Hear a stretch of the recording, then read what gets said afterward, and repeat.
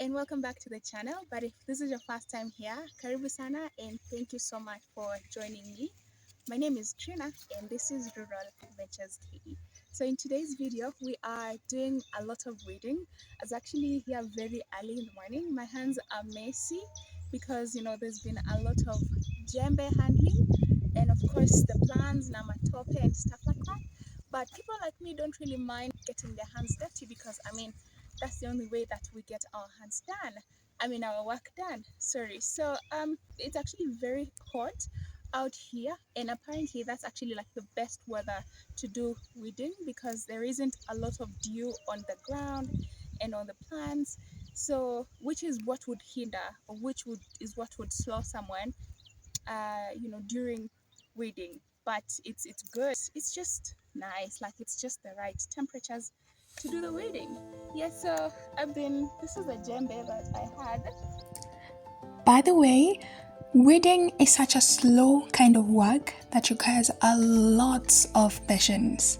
Sometimes doing it could hurt your back. You simply end up having backaches, blisters on your hands, and sometimes you even cut yourself with the tools that you get to use. But despite all of that, you do not give up. You get back to work and do what you must, because this is not just work, this is our way of life here in the village. By the way, is there anyone who doesn't know how to weed? Weeding basically just means removal of the weeds from the Soil. the area, from the soil.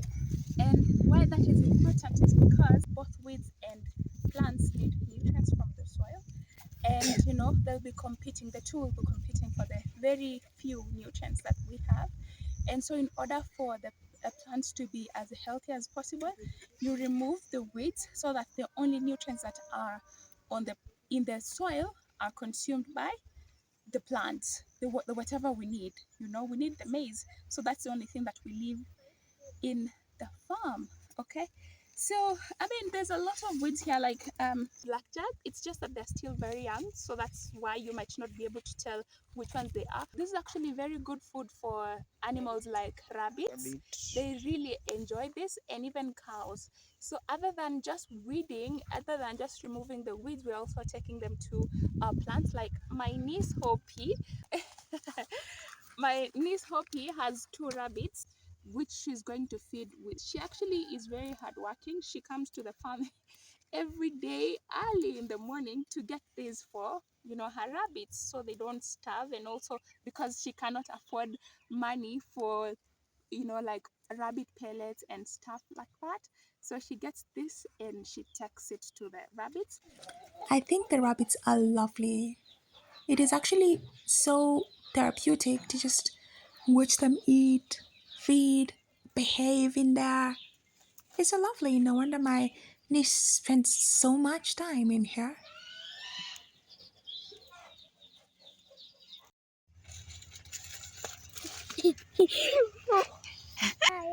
I guess. Everyone, welcome to part 2 of the video where I'm going to be cutting grass using a sickle, which is a simple tool that many people in the village still rely on every single day.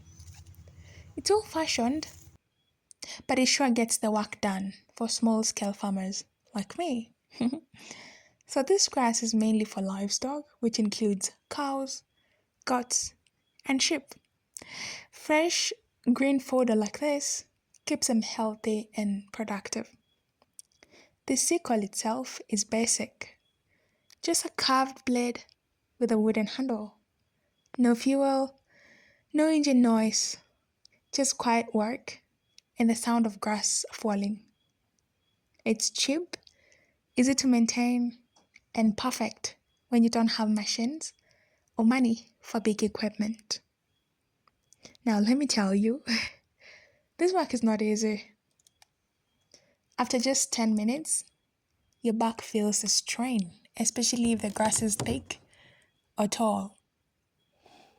But there's something peaceful about it. The sound of the sickle cutting through the grass, the chirping of birds, and the smell of fresh cuttings. It's all part of the village rhythm. Of course, there are challenges. Sometimes the blade gets blunt and it's sharpening. Wet grass makes everything heavier. And out here, you will see a lot. Snakes, hidden thorns, or even getting scratched by rough stems, or the sickle itself. Hi, Nema.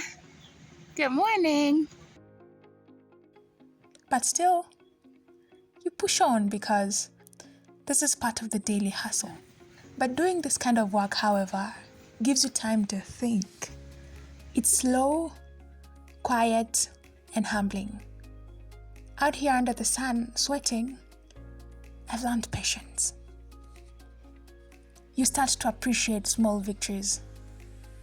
A sharp edge in a full sack of grass makes me happy.